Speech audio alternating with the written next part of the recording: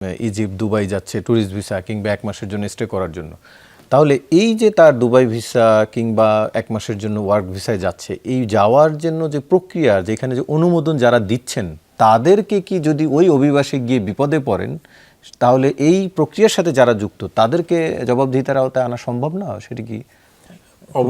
অবশ্যই জবাবদিহিতার জায়গায় আনা দরকার, কিন্তু সেটা আনা হয় না। আমরা অধিক সময় দেখি যে দোষটা চাপিয়ে দেওয়া হয় দালাল, স্থানীয়ভাবে যারা দালাল, অথবা যিনি গেছেন তার উপরে উনি সচেতন হয়ে যান, উনি সচেতন হননি, অথবা দালাল যদি কোনো এজেন্সির মাধ্যমে যায়, রিক্রুটিং এজেন্সি যদি হয়, তাদের উপরে দোষটা চাপানো হয়। কিন্তু এখানে ভাই যেটা বললেন সেটা সঠিক, যে হ্যাঁ, কেউ যদি বৈধ ভিসা থাকে তাহলে তাকে তো আইনত আটকানো যায় না। কিন্তু এখানে একটা ব্যাপার আছে যে আমরা জানি যে বিভিন্নভাবে আমাদের বিশেষ করে ইমিগ্রেশনে যারা কাজ করেন, হ্যাঁ, এসবির কর্মকর্তারা কাজ করেন বা বর্ডার ফোর্সের সাথে যারা কাজ করেন, তাদের বিভিন্ন রকম প্রশিক্ষণ থাকে।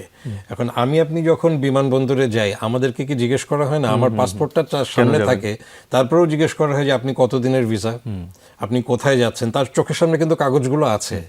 আমাকে একই প্রশ্ন কিন্তু করছে, আমাকে আপনাকেও করছে। দেখেন, এই প্রশ্নগুলো একজন ব্যক্তিকে করলে কিন্তু সে ব্যক্তি একটু থতমত খাবেই, যদি তার শুধু ওই পারপাসে না হয়।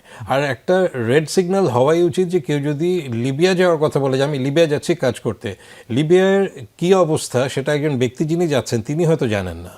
কিন্তু দায়িত্বশীল সরকারি কর্মকর্তা না জানলে এইটা তার ব্যর্থতা, যে তিনি জানবেন না কেন যে লিবিয়াতে আসলে সেখানে স্থিতিশীল সরকার নাই। লিবিয়াতে দুই অংশে দুইভাবে পরিচালিত হয় এবং সেখানে এক ধরনের অস্ত্রের এক ধরনের ব্যবস্থা, মানে অস্ত্র দিয়েই সেখানে সরকার চলে। তো সেরকমভাবেই এই রুটগুলো যে ব্যবহার হচ্ছে, এই রুটগুলোর যাওয়ার জন্য ওই ভিসার ব্যাপারটা, এখন ধরেন ট্যুরিস্ট ভিসায় কে যেতে পারবেন না পারবেন সেটা কিন্তু তারা প্রশ্ন করলেই বুঝতে পারবেন। সেটা অন্তত ওইখানে আরেকটু সতর্কতা হতে হবে, তবে সচেতনতাটা অবশ্যই বাড়াতে হবে বিভিন্নভাবে। আমাদের মামলা জটও আছে, এই যে যারা দালাল বা তাদের নিয়ে মামলা হয়, একটি তথ্য, সরকারি তথ্য, 4000-এর বেশি মামলা জট পড়ে আছে। সেগুলো কেন পেন্ডিং? মানে যারা অভিযুক্ত তারা এরকম ঘুরে বেড়াবে, কাজ করবে না? ধন্যবাদ। আপনি তো যেটা আমাদের পুলিশ কর্মকর্তা যেটা বলছিলেন, আপনি এটা তো সত্যি, আমাদের মানুষজন সচেতন না, যে কোনো মূল্যে যেতে চায়।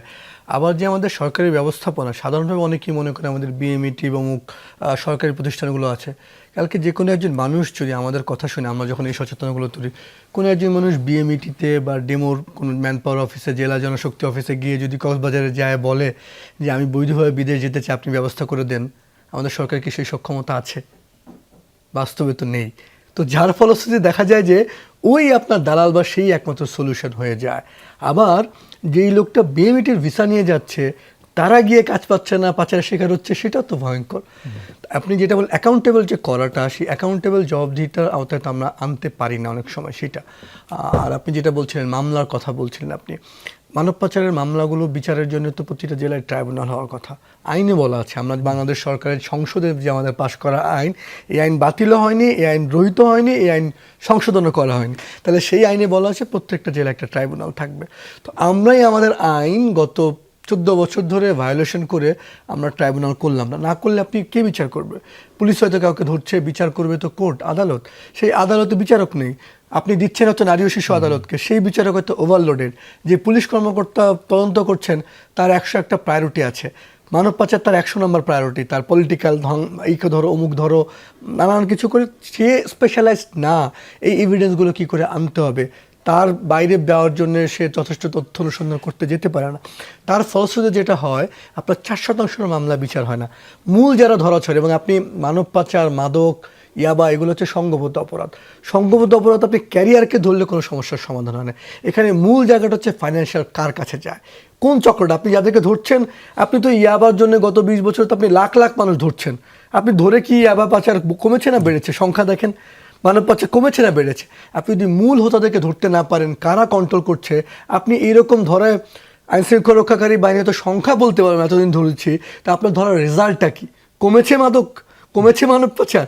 যদি আপনি নাই কমে, আপনার প্রিভেনশন যদি না হয়, তার মানে কোথাও না কোথাও গ্যাপ আছে, সমস্যা যদি থেকেই যায়। আর যেটা আমি বলছিলাম, শেষ করি এই কথাটা দিয়ে, এই যে আমার লোকজন সমুদ্রপথে, বঙ্গোপসাগরে বা ভূমধ্যসাগরে মারা যাবে, বাংলাদেশের নাগরিক হিসেবে আমাদের জন্য ভীষণ লজ্জার। এই সংকটের সমাধান ঐক্যমত সম্মিলিতভাবে করাটা খুব জরুরি। আমাদের বিচার প্রক্রিয়াটির ক্ষেত্রে এত ধীর গতি কেন, বা আমরা কেন তাদেরকে বিচারের আওতায় আনতে পারছি না? আমি যদি আমার অভিজ্ঞতা থেকে বলি যে কেন বিচারের আওতায় আসে না বেশিরভাগ মামলা, তো তাহলে আমাকে এভাবে বলতে হয় যে যারা বৈধভাবে যাচ্ছে, সুন্দরভাবে যাচ্ছে, তারা সবগুলো সেক্টরকে ওপেন করে কাজ করে, এটা ডকুমেন্টেড হয়। আর যারা মানব পাচারের উদ্দেশ্য থাকে তারা আসলে মাঠে একটা দালাল শ্রেণী রাখে, যেখান থেকে কানেকশনটা কেটে যায়। মানে সে ওই দালালকেই চেনে। আমরা যখন বাদীকে জিজ্ঞাসা করি তোমাকে কে নিয়েছিল, ওই দালালকে দেখায়। তুমি কিভাবে এসছো, দালালকে দেখায়। কি কি ডকুমেন্ট ছিল, দালালের হাতে ছিল। জি। মানে আমরা ওই চেইনটা পাই না। দালালকে যখন এটা ধরা হয় তখন সে বলে যে আরো একজন মাঝখানে ছিল। মানে এইটা এতগুলো চেইন ক্রিয়েট করে যে আমাদের শেষ পর্যন্ত পৌঁছাতে যেয়ে অনেক সময় আমরা ঠিকমতো গন্তব্যে পৌঁছাতে পারি না, পৌঁছাতে কারণ পারেন এবং দালালরা প্রমাণ করা কঠিন হয়ে যায়, সে কারণে বিচারের ধীরগতি বলছিলেন। আপনাদের চারজন কি আলোচনায় অংশ নেওয়ার জন্য ধন্যবাদ।